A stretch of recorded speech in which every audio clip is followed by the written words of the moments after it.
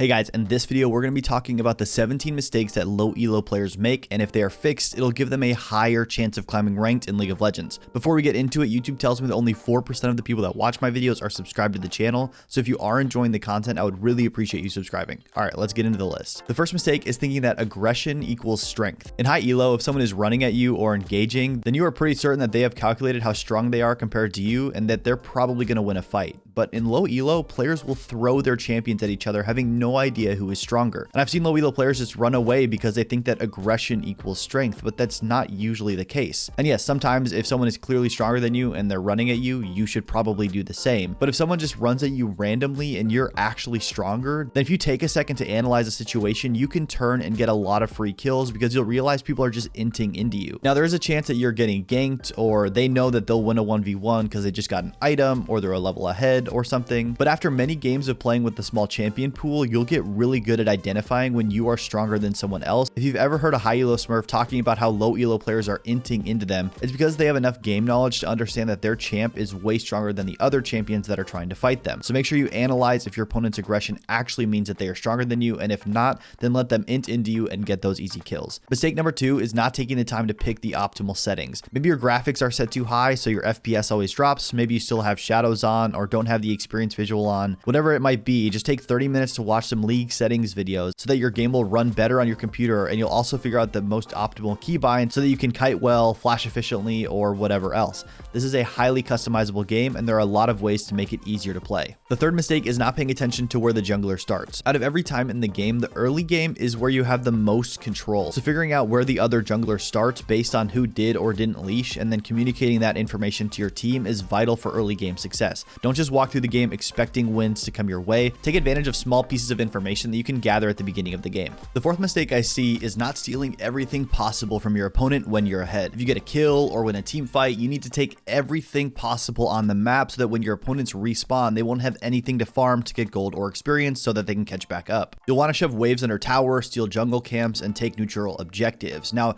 you can do more of this as the game goes on and death timers get longer, but respawning when you're behind with nothing to farm is so demoralizing. You don't want to give your opponent a sliver of a chance to get back into the game, so get vision and steal anything you can. Mistake number 5 is playing on locked screen. Now, when I started playing League back in season 3, I played on locked screen, and I played on it for 2 years while being stuck in silver. Then a friend showed me how to unlock my screen, and it changed my life forever. It allows you to soak up so much more information than if you're just looking at your champion. I know it's difficult to switch to this, but try it for 5 to 10 games, and I'm telling you, you'll instantly get better because you'll be able to look around the map and you won't be so tunnel visioned. And especially if you're playing top lane or mid lane, you can like pan over to a bush or see what your lane opponent is doing, or see where the wave is if you're not directly on top of the minions. It gives you so much more freedom, and it allows you to soak up more information. I think you should also set up macro keys so that you can instantly pan around to your teammates and see what each of them are doing. Once you get the habit of panning around the map to look at wards, objectives, maybe your teammates' skirmishes or other things, you'll be able to make more informed decisions, which will help you win. Mistake number 6 is not learning about rune variation. Rune variation won't shoot your rank up to diamond in a couple of games. This is a great way to take control of your game and customize your setup for specific team compositions or matchups. It takes a while to have in-depth rune knowledge for every champion in every situation,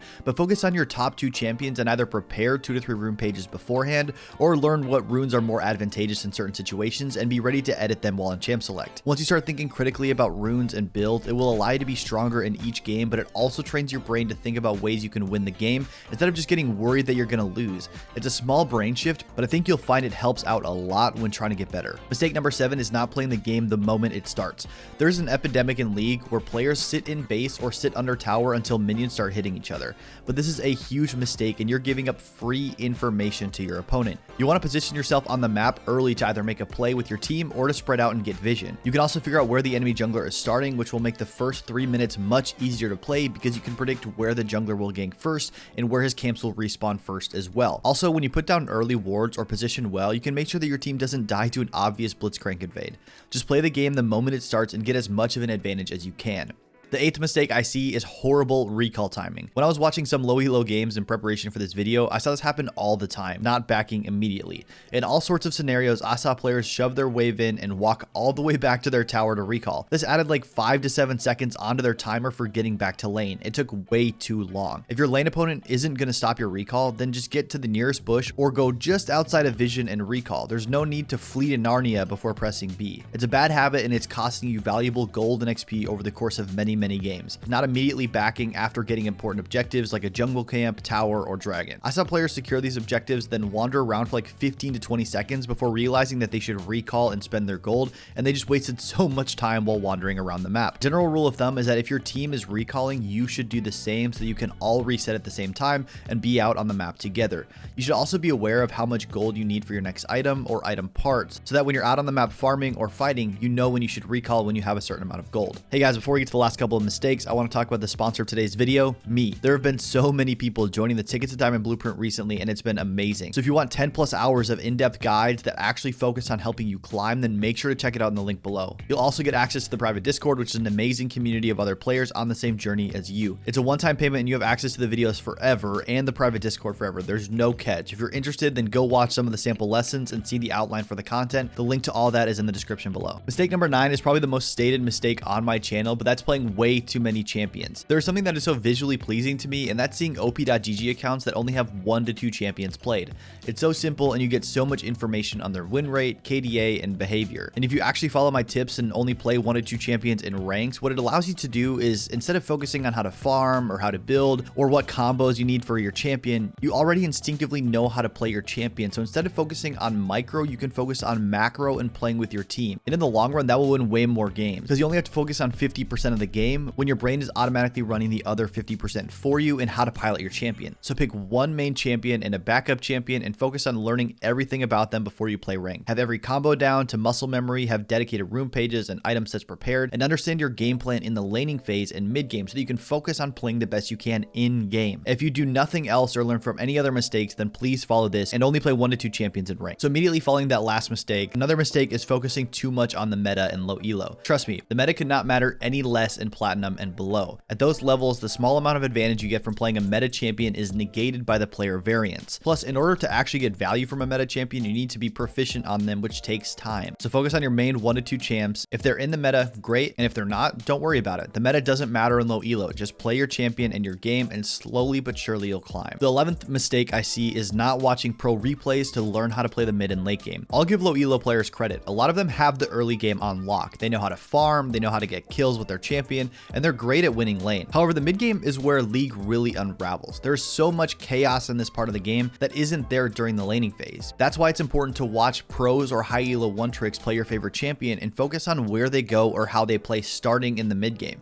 I still regularly watch pro replays starting at 15 minutes because I still need to learn how to maximize this part of the game. So good job mastering laning phase. Now focus on how to close out a game in the mid game. All right, the next 4 mistakes are going to be lightning round. Number 12 is not looking at your map enough. Once you stop playing on lock screen, you have the freedom to pan around the map to see if anyone walks over wards, to see if your team is fighting, and to see your teammates pathing so you can tell how long it will take for them to get to you, etc. Checking your map every 5 seconds is massive because it gives you more information to make decisions off of. Mistake 13 is not having a 3-wave plan. Most games are set into motion off of the first 2 minutes of the laning phase. Because of this, it is vitally important to understand what you are doing with the wave early. Are you going to push and look for poke or an all-in? Then make sure to get an early ward down. Are you going to let the wave push and play safe? Make sure to learn tethering and CS the best you can while remaining healthy. It also helps to learn tendencies of range versus melee matchups to figure out how the lane will play out. I cover this way more in depth in the course if you want to check it out. Mistake 14 is forcing plays. Many times on low elo, players try to control the game by force instead of letting the other team make mistakes. Don't force anything, just be prepared to pounce on any sort of positioning mistake your opponents make and punish it. Mistake 15 is focusing too much on KDA. The amount of comments I get about how many kills someone had but still lost are way too many. I win a lot of games with a negative KD and lose a lot of games with a positive KDA. It doesn't affect me and I just focus on how I can help my team win. Mistake number 16 is always blaming other people. I'm in the process of making a video where I respond to low elo comments, and after reviewing a lot of the comments I get from you guys, a lot of it is other focus. And I know that most people comment out of negativity or frustration, and so yes, that is definitely a psychological factor, but I just want to point out that especially in League, it's so easy to blame other people for your situation. There are trolls, there are smurfs, there are 0 and 12 bot lanes that you can do nothing about, but how are you going to respond when you encounter those situations? Will you blame them for your situation, or will you move forward and look to improve yourself by worrying about what you can control? There's always going to be things that seem unfair when you lose, and when you lose LP because of it, it can seem as though you are destined to stay in low elo and you lose time instead of gaining rank. But that's not true. If you play a couple hundred games a season, you might get 5 AFKs and play against 5 legitimate smurfs. But how are you playing in all of the other games that you're in? Are you just focused on the ones where you had an unfair disadvantage? Are you focused on winning instead of finding a reason to blame your team? Those are just some questions to ask yourself. And I also want to say this about smurfs because I get this question a lot.